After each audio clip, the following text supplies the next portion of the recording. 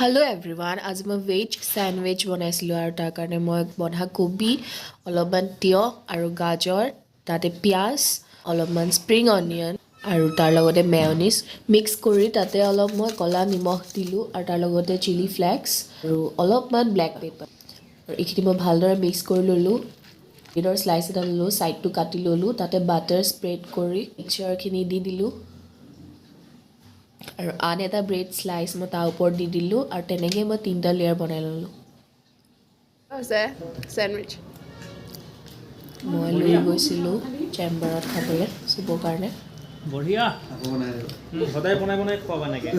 নতুন হেৰি ডিছ দিনাই ৰাতি আমি ফুটবল মেটচ চাব গ'লোঁ যোনটো এটিম ফিল্ডত হৈ আছে অৰ্গেনাইজ কৰা হৈছে Lakhimpur district sports association in collaboration with Nakari club মই মাক লগ ধৰিছিলোঁ আৰু তাৰ পাছৰ কেইদিন মায়ে মোক লগ ধৰিলে আৰু 3 তাৰিখে ফাইনেল আছে আপোনালোক সকলোৱে চাব যাব